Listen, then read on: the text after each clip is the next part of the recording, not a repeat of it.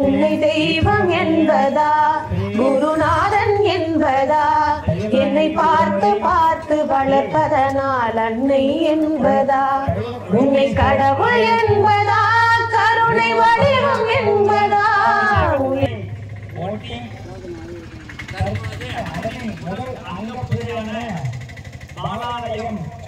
சக்தி அழைத்துக் கொண்டு போய் சுவாமிகளை பூஜை செய்து அபிஷேகங்களால் பக்த கோடி அன்பர்கள் திரளாக வந்திருந்து தற்பொழுது ஆலயத்தில் நடக்கவிருக்கும் பூஜைகளை கண்டுகளிக்குமாறு கேட்டுக்கொள்கிறோம். அதை முன்னிட்டு என்ன சொல்லணும்னா, நம்ம கோவில் திருப்பணி வேலை ஆகிருக்கு. அதனால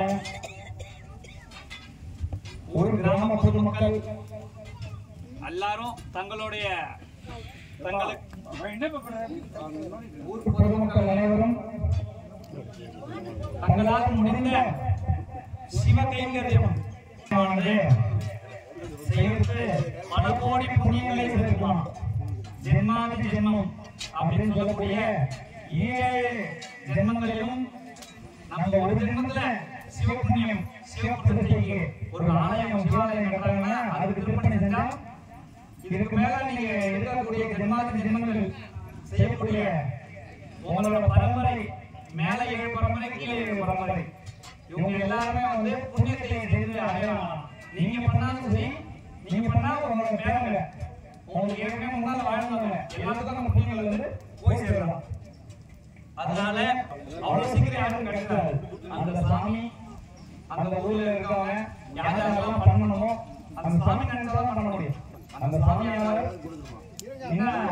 யார் யார் பண்ணணும்னு நினைக்கிறாங்களோ அவங்க மட்டும் பண்ண முடியாது. சிவ கைங்கரியம் அப்படின்னு பேரு.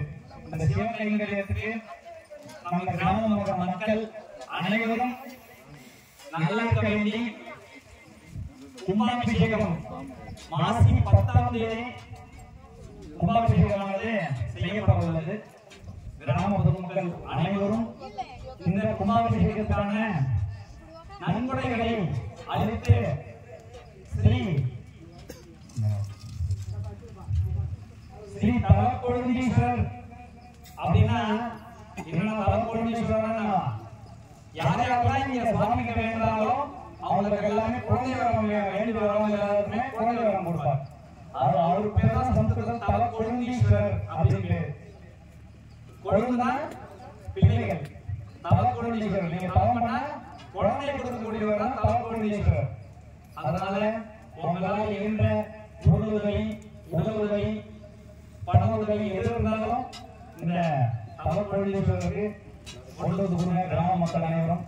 அதே மாதிரி சுற்றுப்பட்ட கிராமங்கள் யாரா இருந்தாலும் சிவகைங்கரியம் செஞ்சா புண்ணியம். அந்த சிவகைங்கரியத்துக்கு ஏற்ற ஈடான கைங்கரியமே கிடையாது.